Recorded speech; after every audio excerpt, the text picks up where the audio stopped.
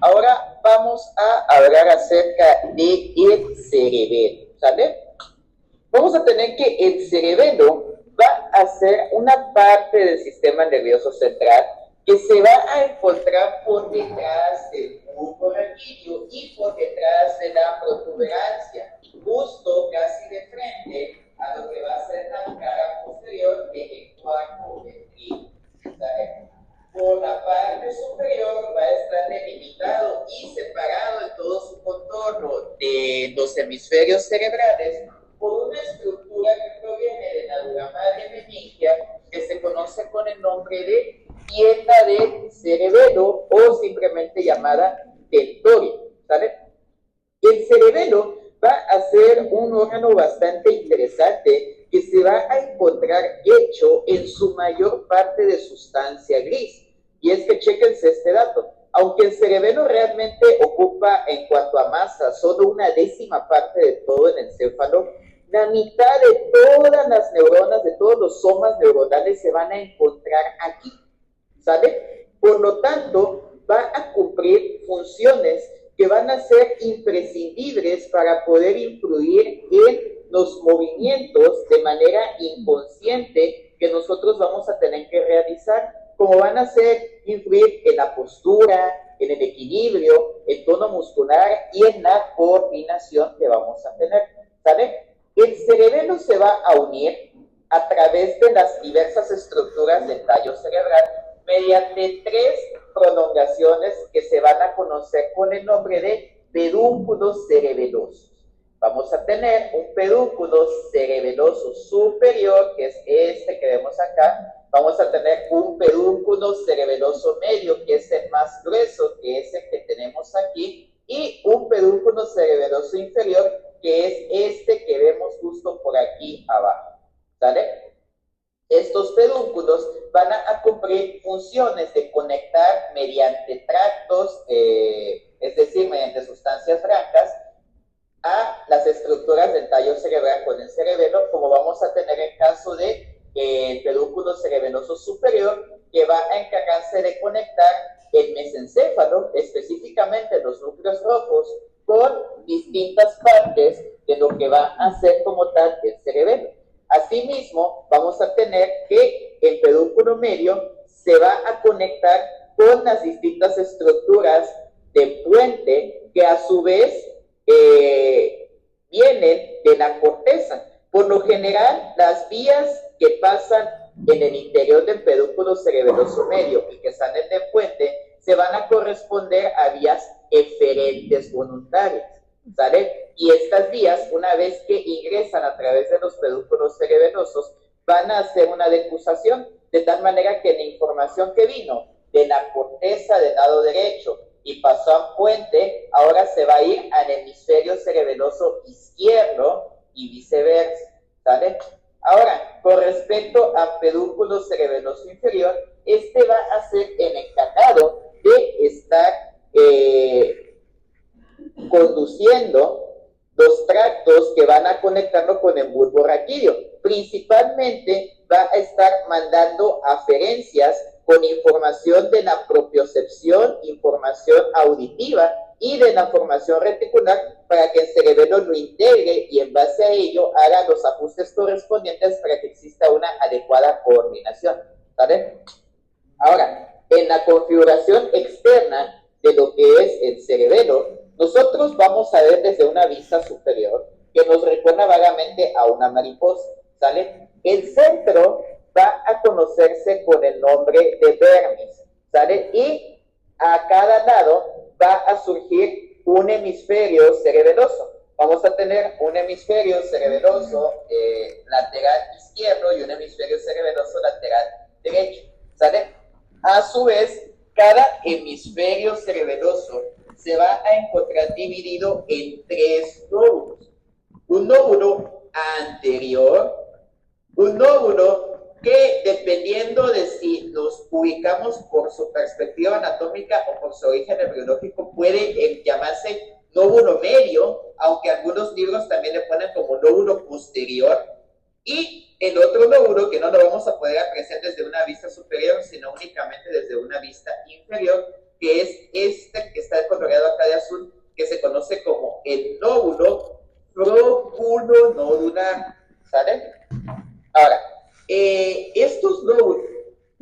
flóculo nodular. Flóculo nodular. Básicamente, ¿qué funciones es la que van a estar ejerciendo? El lóbulo anterior va a ser el encargado, junto con el lóbulo medio, es decir, prácticamente la mayor parte de todo el cerebelo, se van encargando en los aspectos de movimientos subconscientes del músculo esquelético.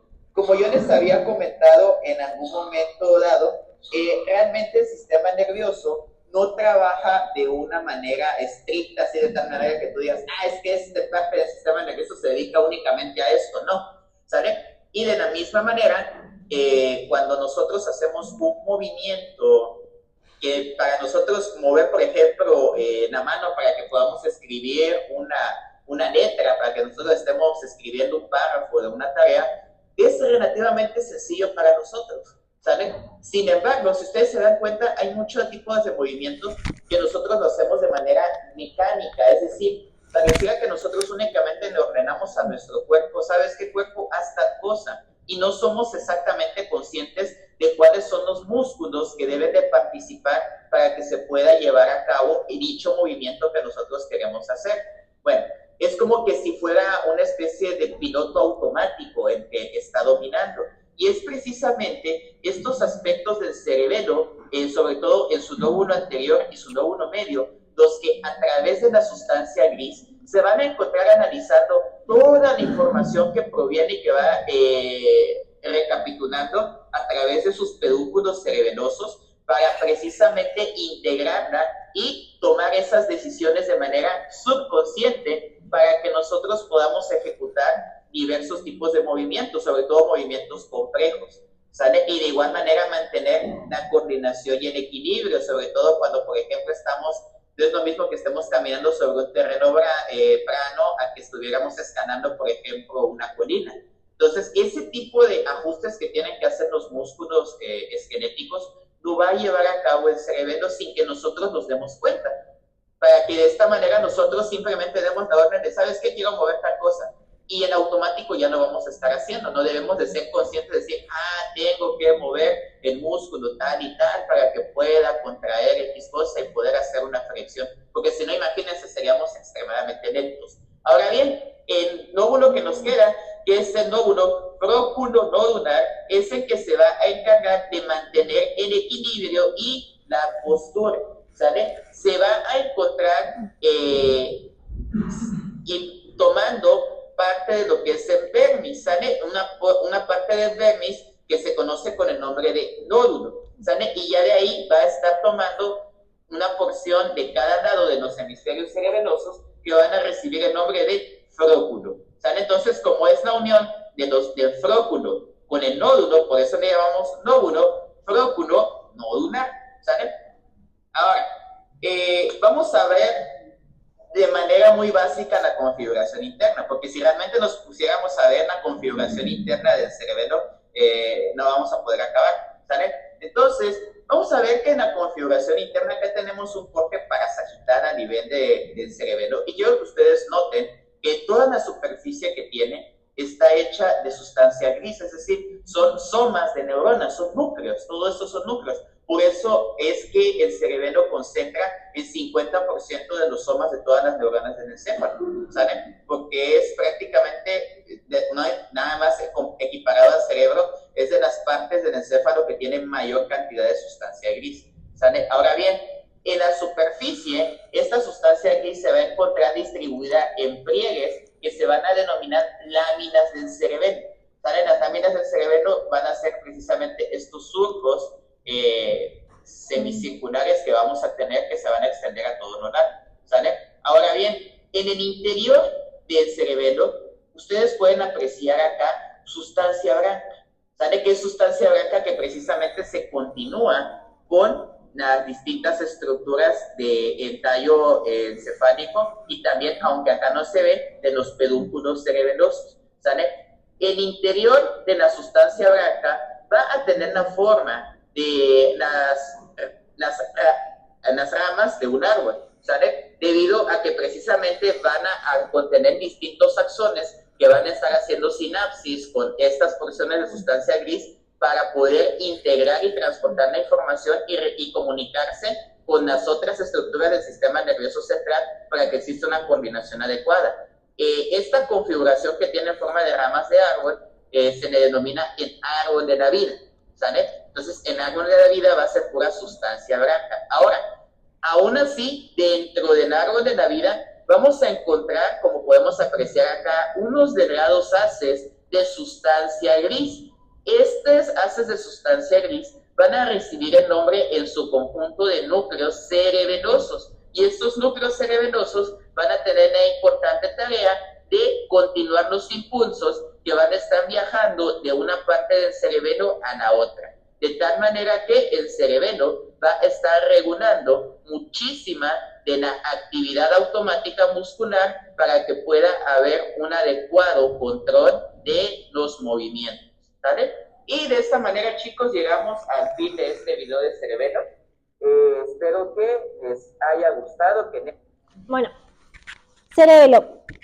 ¿Cuántos hemisferios tiene el cerebelo? ¿Cuántos hemisferios tiene el cerebelo? 2 hemisferios. En cada hemisferio, ¿qué lóbulos vamos a encontrar? Anterior. Excepto, Eduardo, vos no vayas a responder. Voy a preguntarle al grupo de atrás. Porque vos fuiste la única que estaba mirando. Primera fila estaba mirando. Grupo de atrás, ¿cuántos lóbulos, o sea, cuáles son los lóbulos del cerebelo? Lóbulos.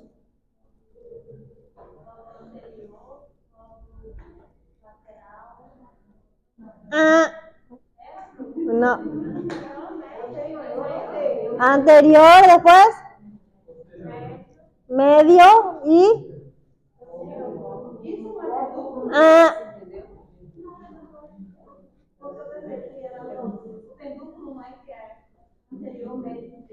No.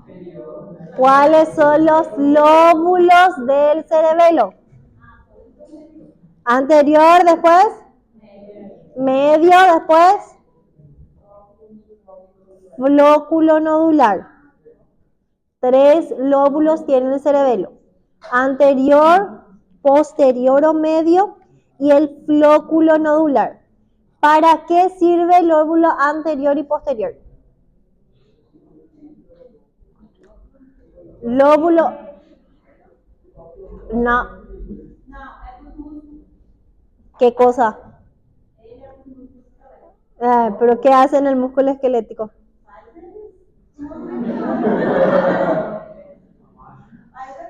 Control subconsciente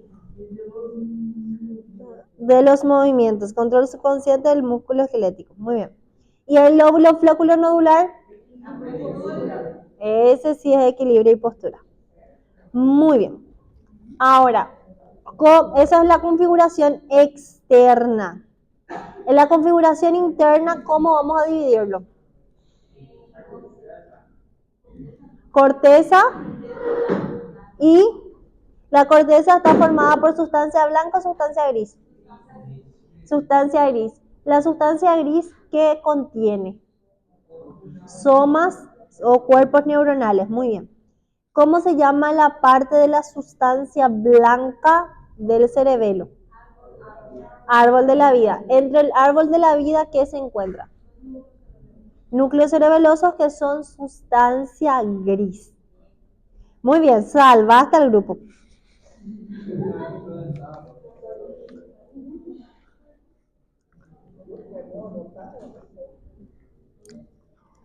Salvaste al grupo.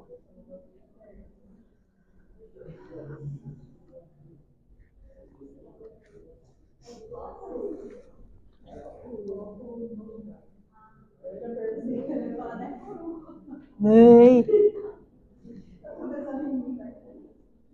Ese es el problema.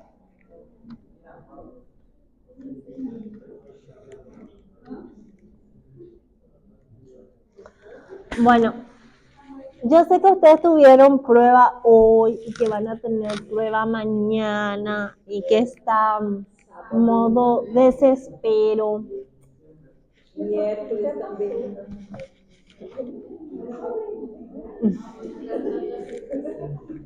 Yo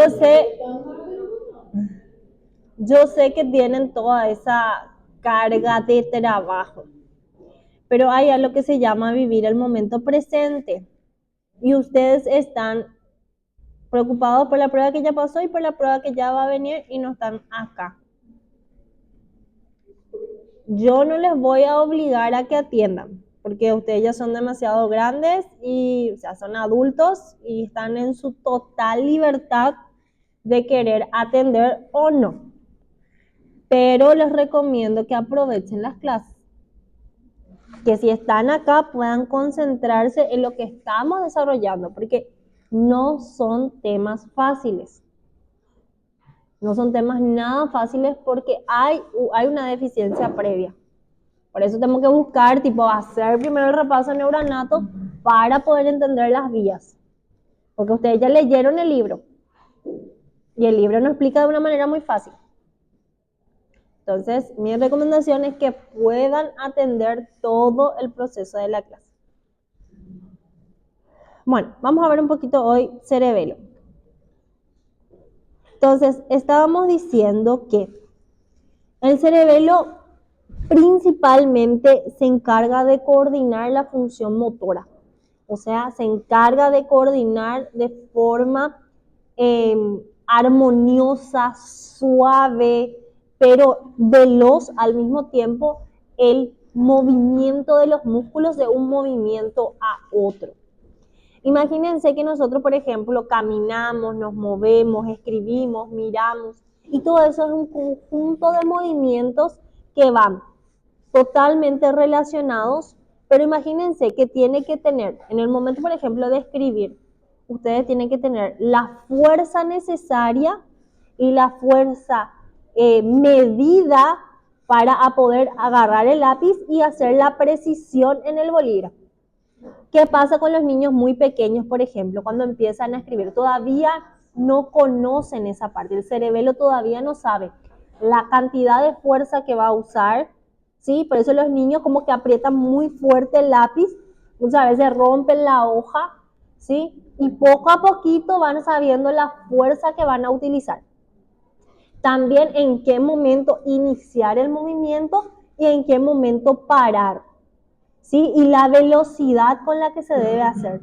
Entonces, para el movimiento muscular hay muchísimos componentes que deben de tenerse en cuenta, pero que nosotros lo hacemos de forma automática. Eso es gracias al cerebelo, porque el cerebelo es el que lleva la coordinación de los movimientos, pero de forma subconsciente, ¿sí?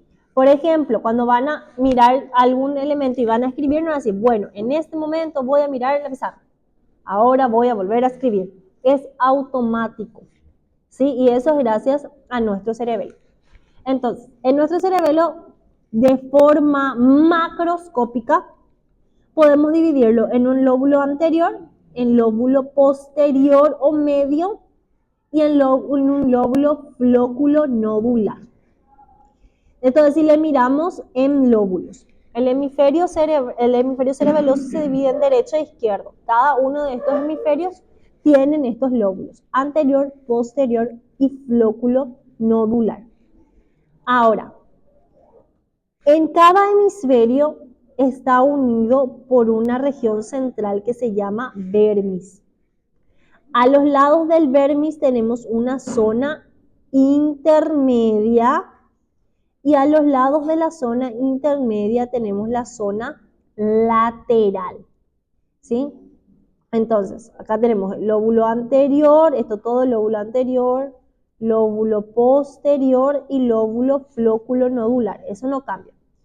Pero de adelante hacia atrás hay una división donde la parte central es el vermis, aquí tenemos la zona intermedia y la zona lateral. ¿Qué hace cada uno de estos componentes? Aquí, el vermis se encarga de contener a todos los músculos del eje axial. ¿Qué quiere decir? Está guardado ahí el movimiento de los músculos del tronco, del cuello, del hombro, de la cadera. Todo lo que es la línea media del cuerpo. Ahí están guardados esos músculos. ¿sí? ¿Qué nos falta? Si ya tenemos cuello, hombro, tronco y cadera, ¿qué nos falta? Extremidades y cabeza. Entonces, ¿dónde están guardadas lo que se llama el mapa somatotrópico de estos músculos? Especialmente los de la cara y de las extremidades están guardadas aquí en el hemisferio, en la zona intermedia. Aquí está guardada la zona intermedia. Entonces, el vermis se encarga de controlar todos los músculos del eje. La zona intermedia se encarga de controlar a los músculos de las extremidades y la cara. Y la zona lateral. Acá yo ya tengo todos los músculos del cuerpo prácticamente. Entonces, ¿cuál va a ser la función de la zona lateral? La zona lateral es una zona de asociación, que quiere decir está en íntima relación con el cerebro para lo que es la planificación del movimiento. ¿Sí? Voy a hacer una pregunta un poco, bueno, no voy a hacer una pregunta íntima. Imagínense, todos los días, todos se bañan acá todos los días. Todos se bañan todos los días. Okay. Bueno. ¿Cuál es? Imagínense en el proceso, no importa el horario que ustedes tomen baño. ¿Cuál es el proceso que ustedes tienen que hacer para ducharse? Primero, ¿dónde? ¿Después? ¿Después? ¿Después? ¿Después? Ajá.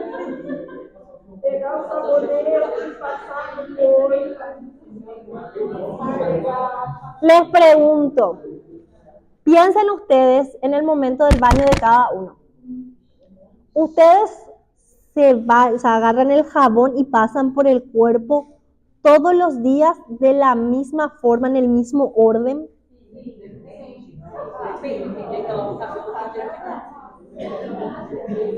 Pero está planificado.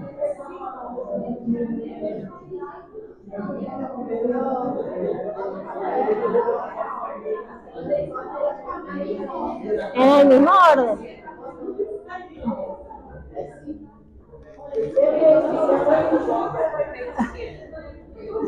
¿Se bañó de semana o de fin de semana?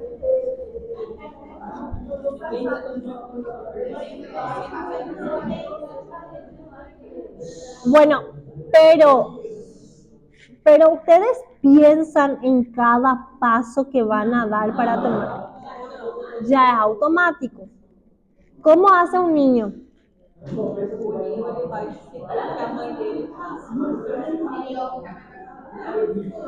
Entonces va aprendiendo la planificación del movimiento. Eso es un ejemplo, nada más le pongo de los 1000 ejemplos que tenemos todos los días. Todos los días todos saben cómo llegar a la clase. Todos los días saben que el primer proceso es pasar por ¿cómo se llama? Catraca. Bueno, tienen que venir en la misma dirección, subir la escalera o subir el ascensor y llegar a la clase y sentarse. Todos los días hacen lo mismo. ¿Entienden? Esa información, esa planificación subconsciente del movimiento está guardado en el cerebelo, en la zona lateral del cerebelo. ¿Sí? Por eso es subconsciente, porque nosotros ya no pensamos en qué pasos tengo que ir haciendo para poder llegar al movimiento que yo quiero. ¿Sí? Entonces, esa es la función de la zona lateral. Eso es macroscópicamente, o sea, y es de forma externa, ¿sí? Ahora vamos a ver una visión interna, ¿sí? Es más un corte más histológico, vamos a decirlo. Entonces, lateral, o sea, mejor dicho, periféricamente nosotros tenemos sustancia gris. Más profundamente tenemos sustancia, o sea, internamente tenemos sustancia blanca y más profundamente tenemos un poquito de sustancia gris que son los núcleos, ¿sí? Vamos a fijarnos aquí, en la sustancia gris de la corteza cerebelosa, ¿sí? Nosotros también tenemos sustancia gris de la corteza cerebral. ¿Cuántas capas tiene la corteza cerebral? Cerebral. 6 capas. ¿Sí? Entre la molecular, la granulosa, la piramidal, ¿sí? Entonces, tiene 6 capas. Ahora, la corteza cerebelosa tiene principalmente 3 capas, que de superficie a profundidad es capa molecular, la capa media es la de células de Purkinje y la capa más interna es la capa de la granulosa. Dentro de la capa molecular, aquí vamos a encontrar 2 tipos de células, las células estrelladas y las células en cesta. Al final de la clase vamos a ver para qué sirve. Entonces, 2 tipos de células encontramos en esta capa, que es la capa molecular, ¿sí? Luego, por debajo de la capa molecular encontramos la capa de células de Purkinje. Y profundo, otra vez a la capa de células de Purkinje, encontramos la capa granulosa que tiene células de la granulosa, ¿sí? Bueno, entonces, profundo otra vez encontramos a los núcleos profundos que serían estos, ¿sí? Estos serían los núcleos profundos y aquí estaría la capa molecular, capa de células de Purkinje y capa de la granulosa. Entonces, ¿cuáles son las características de cada uno? La capa molecular, entonces, tiene 2 tipos de células, estrelladas y en cesta. La capa de células de Purkinje, fíjense, las dendritas de la capa de células de Purkinje, las dendritas, se encuentran en la capa molecular. Y el axón de la célula de Purkinje se encuentra atravesando la capa granulosa. ¿Sí? Porque esta es capa molecular, capa de células de Purkinje y esta es capa de la granulosa. Entonces, la dendrita de la célula de Purkinje hacia la capa molecular y su axón va a atravesar la capa granulosa. ¿Qué características tiene la capa granulosa? Que la ubicación está al revés. Aquí, fíjense, las dendritas, ¿sí? Estas son las dendritas de la capa granulosa o de las células granulosas. Y su axón está mirando hacia la capa molecular. Fíjense, dendrita de las células de Purkinje en la capa molecular y axón pasando la capa granulosa. En cambio, las células granulosas o gránulos, su dendrita está en su propia capa y su axón va hacia la capa molecular. ¿Sí? Esa es la diferencia. Entonces, ahora como que le vamos a conocer nada más. Ahora, cuando yo pregunto unidad funcional de la corteza cerebelosa, son dos porciones importantes las que vamos a hablar. Vamos a hablar de los núcleos, ¿sí? De los núcleos profundos y de las células de Purkinje. Entonces, la unidad funcional de la corteza cerebelosa es la célula de Purkinje, que es inhibitoria, y la célula o los núcleos profundos, que son excitatorios. Los núcleos se excitan y las células de Purkinje inhiben. ¿Sí? Mantengan eso. Ahora, dentro de lo que son estos núcleos profundos, ¿sí? Acá están representados los núcleos profundos, nosotros tenemos principalmente los siguientes núcleos. Acá. El núcleo dentado es ese que parece como que está serpenteante lateralmente. ¿Sí? Entonces, este sería el núcleo dentado. ¿Sí? Es más lateral. Luego tengo el núcleo interpuesto. Pero el núcleo interpuesto tiene a su vez 2 núcleos, el globoso y el emboliforme, que se ve muy poquito acá, ¿sí? Aquí tenemos el globoso, ahí, y aquí al lado está el emboliforme, acá. El interpuesto tiene dos núcleos, el globoso y el emboliforme. ¿Ves? Acá.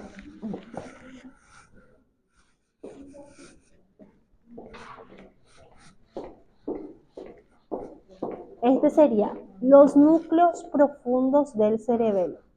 Aquí, el núcleo dentado, que es lateral. Después tengo el núcleo fastigio, que es medial. Y entre ellos tengo el núcleo interpuesto. Está entre ellos. Pero el núcleo interpuesto tiene dos núcleos, está formado por dos núcleos, que es el globoso y el emboliforme. Entonces, núcleo dentado, núcleo del fastigio, globoso y emboliforme. ¿Sí? Esos son los núcleos del cerebelo, núcleos profundos del cerebelo, que es sustancia gris, son cuerpos neuronales. ¿Sí? Bueno.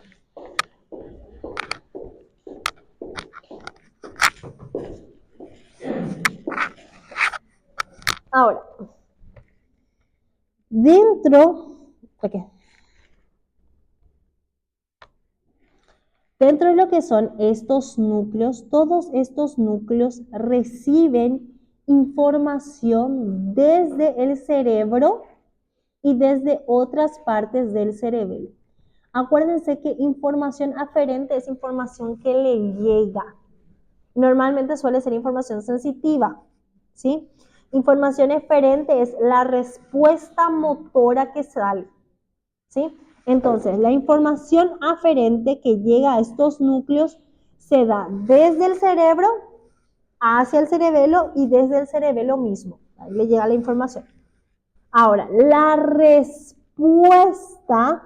¿sí? La respuesta eferente, la respuesta motora, se da desde los núcleos hacia el tronco encefálico, hacia el tálamo y hacia el cerebro. Es decir, que estos núcleos todavía no mandan información a la médula. Entonces, aferencias, corteza y cerebelo, hacia los núcleos. Eferencia, respuesta motora, desde los núcleos hasta el tronco encefálico, el tálamo y la corteza cerebral. Dijimos que los núcleos son excitadores, ¿sí? La información que recibe manda una respuesta excitadora. Pero como el cerebelo es uno de los principales órganos de la coordinación, de la marcha, del movimiento, imagínense que cuando nosotros tenemos que caminar, tenemos que hacer constantemente de miembros, tanto superiores como inferiores, extensión y flexión, extensión y flexión, extensión y flexión. Y es automático y es en cuestión de microsegundos. Y ese cambio entre inhibición de los antagonistas y excitación de los músculos agonistas, ese cambio constante es gracias al cerebelo. El cerebelo es el que puede dar esa orden de ahora se inhibe, ahora se excita, ahora se inhibe, ahora se excita. ¿Sí? Entonces, y es gracias a estos núcleos. Entonces dice, cada vez que la señal de entrada llega al cerebelo, dicha señal, la señal aferente, termina en los núcleos llevando señales excitadoras iniciales. Pero en una fracción de segundo más tarde, las señales ya son inhibidoras y ya lo vamos a ver cómo.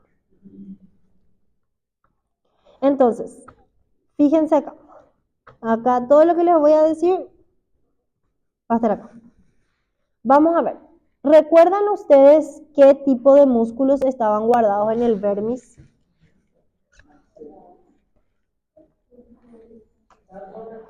Entonces, aquí no sé por qué el libro trae este dibujito, pero Supuestamente, acá está guardado todo lo que es el tronco, los hombros, sí, tipo cuello, tronco, hombros y cadera. Entonces, todos los músculos del eje axial están guardados aquí en el vermis. Entonces, en la zona intermedia vamos a tener lo que es extremidades y cara, ¿sí? Esa es la zona intermedia. Entonces, para entender un poco, dice, el vermis y la zona intermedia contienen un mapa somatotrópico de los músculos del cuerpo. En las porciones axiales se encuentran el vermis y las extremidades y regiones faciales en las zonas intermedias. Reciben aferencias, ya lo vimos, de lo que es el cerebro, el propio cerebelo y el tronco encefálico. La respuesta que da hacia la corteza cerebral, hacia el núcleo rojo del mesencéfalo y hacia la formación reticular. Vamos a hacerlo de forma esquemática, ¿sí?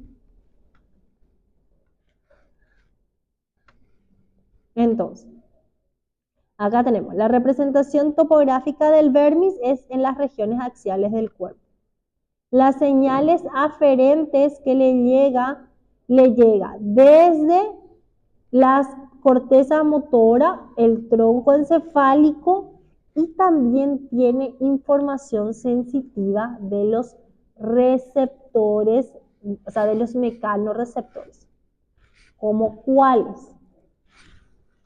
El aparato de Golgi, el uso neuromuscular y los receptores táctiles o receptores cutáneos.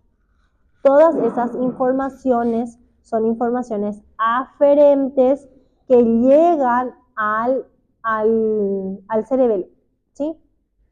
Y luego tenemos la señal eferente, que son señales motoras que llegan a la corteza motora del cerebro, al núcleo rojo del mesencéfalo y a la formación reticular del tronco encefálico.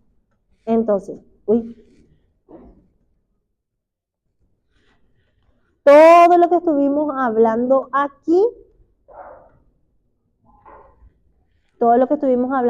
está como resumido de forma esquemática en las siguientes diapositivas. Entonces, acá vemos que la zona intermedia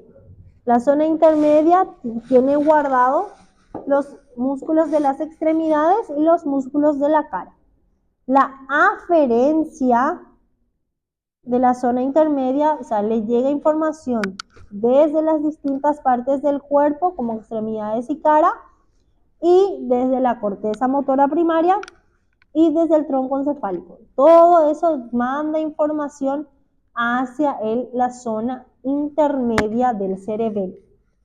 Y la zona intermedia del cerebelo va a enviar información motora de forma eferente hacia los mismos lugares. O sea, vermis y zona intermedia recibe información aferente desde los músculos, desde el tronco encefálico y desde el cerebro.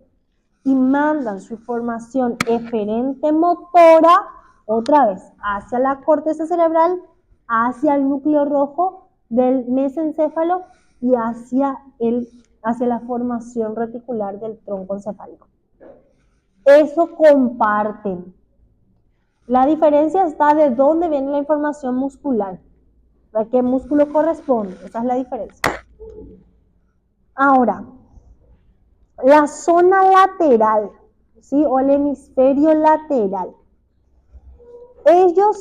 Su información, el hemisferio lateral, su información lo recibe desde la corteza premotora y desde el área somatosensitiva. Esa es su información aferente. Le cuenta al cerebelo, ¿sí? Cómo está el cuerpo a través de la información somatosensitiva y a través del área premotora, la planificación, ¿sí? ¿Qué pasa con el hemisferio lateral o la zona lateral? no tiene una distribución del cuerpo así, tipo, tal músculo se encuentra en este lugar, sino que dice que tiene una ubicación fracturada. ¿Qué quiere decir eso? Desordenada. Tipo, la mano puede estar al lado del pie, el músculo del ojo puede estar al lado de la boca. Tipo, no hay un orden específico. Más la zona lateral, lo que tiene la función es la planificación del movimiento secuencial. Lo que estábamos diciendo, lo que todos los días hacemos sin pensarlo, pero que nos lleva a un resultado, ¿sí? Aquellos movimientos.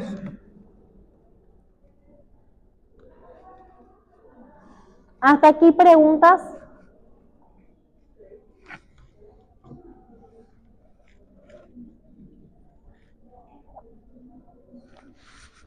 ¿Preguntas?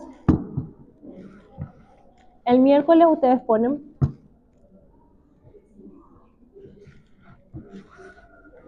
Bueno. Entonces por lo menos cerebelo vamos a terminar. Bueno. Fíjense en algo. Fíjense en algo. Nosotros vamos a tener vías que, o sea, información que entra al cerebelo e información que sale del cerebelo. La información que entra, sensitiva, la información que sale, motora. Entonces,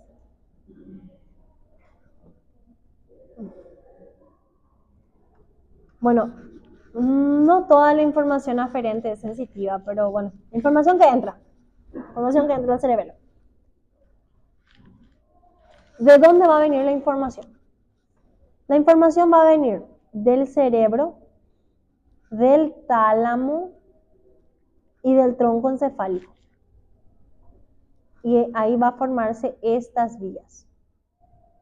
Pero la información puede venir de la médula espinal, o sea, desde la periferia de los músculos por la médula espinal. Entonces, si la información viene desde el tronco encefálico, el cerebro o demás estructuras, entonces se va a formar estas 4 principales vías. La vía córtico-pontino-cerebelosa. Si su nombre dice córtico-pontino-cerebelosa, ¿de dónde va a venir esa información? De la corteza hacia el puente y del puente hacia el cerebelo. Después, vía, fascículo o tracto es lo mismo. Fascículo olivo-cerebeloso. De una de las olivas, ¿sí? ¿Dónde está la oliva? A nivel del bulbo, ¿sí? Entonces, desde la oliva, si es la oliva inferior, ¿verdad? Entonces, acá ya les adelanto, desde los núcleos olivares inferiores que están en el bulbo, van hacia el cerebelo, ¿sí? Si dice fibras vestíbulo-cerebelosas, ¿de dónde va a venir la información? Desde el aparato vestibular, ¿sí? Que es para el equilibrio, va a ir desde el aparato vestibular hacia el cerebelo. Y si dice fibras retículo-cerebelosas, ¿de dónde viene la información? Desde la formación reticular hacia el cerebelo.